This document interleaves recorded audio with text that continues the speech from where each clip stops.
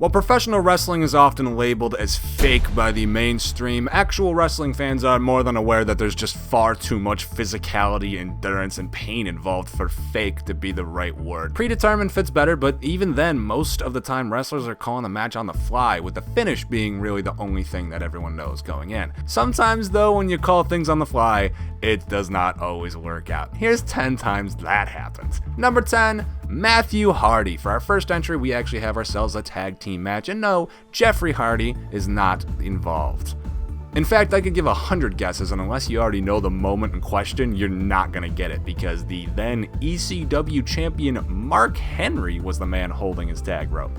Facing off against the original incarnation of The Miz and John Morrison, Matt Hardy hits a big side effect off the middle rope and goes for the pin on Morrison. 1, 2, 3.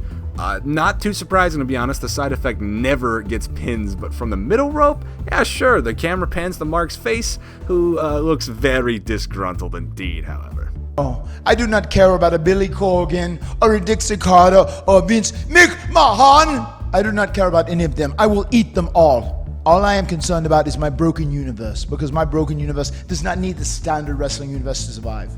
Number 9, Emma. In August of 2015, 4 of NXT's top then still called Divas competed in a fatal 4-way match to decide the number 1 contender to the NXT Women's Champion. Charlotte Flair, Becky Lynch, Dana Brooke, and the match's eventual winner, Emma. But that wasn't the planned finish, as after a simple splash to a downed Becky Lynch in the corner, Emma went for a half-hearted pinfall attempt, and to her very surprised reaction, actually gets the pin. The referee literally has to tell her to be happy because she won the match, just to keep it all believable. I feel excited actually, because I've had the extra time to rehab from my injury, to get stronger than I've ever been, and I've been sitting back and watching and taking it all in, so that gives me an advantage over everybody else. Number 8, Dana Brooke. Turns out Emma wasn't the only woman in that fatal 4-way to pick up an accidental W. Dana Brooke found herself in the surprising winner's circle in a matchup against Bayley on Monday Night Raw back in late 2016, when Bayley had basically just debuted on the main roster, and Dana debuted as the sidekick of Charlotte. These two wrestled at pretty much the most standard Raw women's match you could find, with Bayley clearly meant to overcome the odds. But when Dana pulled Bayley through the ropes and tried to get a quick pin, the planned spot was Dana getting her foot on the rope for leverage, i.e. illegal. The ref catches it, calls her out, and it leads Bayley to belly. 1, 2, 3, game, set, match.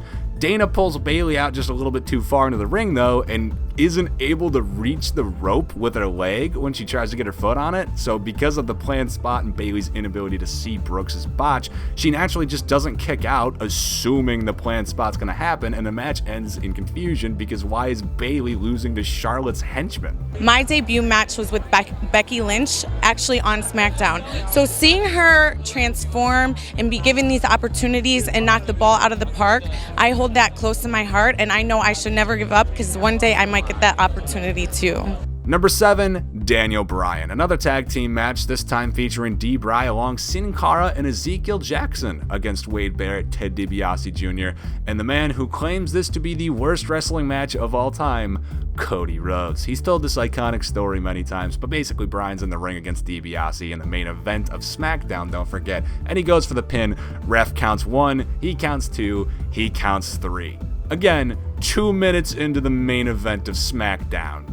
Damn, you can actually see the ref's hand get stuck on Bryan after the 2, which you'd think would have given Ted even more time to kick out, but alas, all he did that night was storm to the back screaming the now legendary line, "That ref tried to fuck on me." Like, at the time, I was very popular, right? Yes. Like, to me, like, at worst, like, 3rd most popular guy on the show. I'd like you to wrestle. And I have to explain this by saying I love wrestling champions, as we just talked about. Right. That. Number 6, Kaitlyn.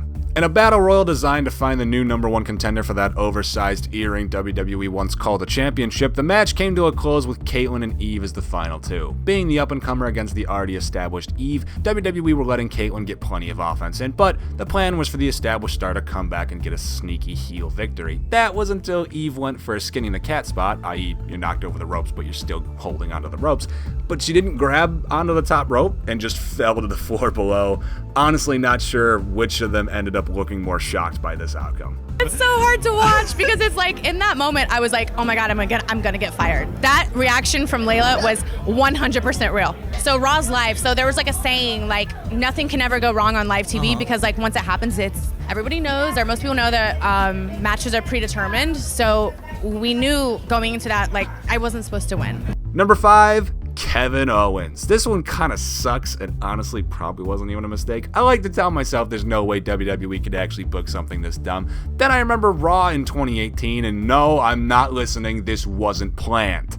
Anyway, during the unfortunately bad storyline between AJ Styles and Kevin Owens over the United States Championship, the one with a lot of Shane McMahon involved when he was just starting to get way too much TV time, you might remember, the pair had a SummerSlam rematch that ended in controversy when AJ Styles' foot got caught inside the announcer's desk, leading to a count-out loss as he couldn't get it out in time. Okay, I know there's no way AJ Styles isn't athletically talented enough to pull his foot out of a goddamn table, and I know WWE literally posted a cinematic version of this match of shenanigans, but I shut up, it's too stupid and I'm stubborn, okay? It's making the list. I do remember that every time I'd wrestle AJ, though, taking the Styles Clash from the apron to the floor, and that became a thing. Every time I wrestled AJ, like I took it like 3 times from him, apron to the floor. Number 4, CM Punk. I'm already cheating, let's just make it a streak. While CM Punk admittedly was supposedly gonna win this match, he wasn't supposed to win it when he did. Haha, loophole. Facing off against Jack Swagger, hence my confidence that Punk was winning regardless. Punk goes for the vintage Macho Man elbow as if it were a flashback to the 80s. The move actually gets the pin. You can tell this finish was botched for a few reasons. A, Punk immediately slides into the Anaconda Vice, likely the actual finish of the match, but much more importantly, B, Swagger clearly kicks out, probably before 2.5 even. Poor ref really screwed this one up. Far and away, what that represented, what the moment was, far and away, number 1 moment of my career. Wow. Easily. Number 3, Men on a Mission. While we have entries with asterisks by them, let's go ahead and take a trip back to the 90s. Oh, 90s wrestling. You had some of the golden era, you had some of the attitude era, but sandwiched right between 2 of WWE's most iconic time periods sits one of their worst, the New Generation. While we did get the rise of Undertaker, your Bret Harts, your Shawn Michaelses, we also got Mabel, aka Viscera, aka Big Daddy Fuck Off V. Well, him and someone named Mo formed a tag team called Men on a Mission and supposedly won themselves an accidental tag team championship. It's been somewhat muddled by the history books as it happened at a house show, but according to legend, Mabel legit fell on his opponent and he's like 500 pounds. I don't need to explain this anymore. Man literally won gold for being too heavy. Big Show is somewhere and he's not happy.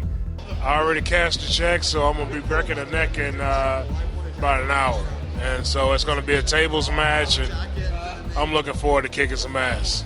Number 2, Mickie James. At a Paris house show, Melina was defending her women's championship in a triple threat against James as well as Victoria. James goes for the pin on Victoria, and much to the surprise of her and all of Paris, a new champion was actually crowned in Paris.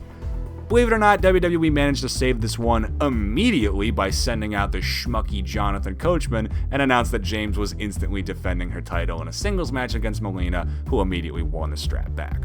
And every time somebody asks me who my greatest opponent was in the history of my, existence in the WWE, I always say Mickie. And number 1, Hardcore Holly. It doesn't get bigger than botching a match at WrestleMania. Mania 2000 in this instance. The second match of the card saw Crash Holly defending the Hardcore Championship he held so often, and big shocker, plan was for him to win the match. That was until Hardcore Holly knocked Crash over the top, and in a WrestleMania Championship match, gave us the best botched match winner of all time. All right, nothing ever has to... Why does everything have to be just right? Why can't we have any screw-ups in these things? And those are 10 wrestlers who shouldn't have won matches, but won matches. What are your thoughts? Listen on the comments down below. To like the video, subscribe on the channel, and notifications, ring that bell.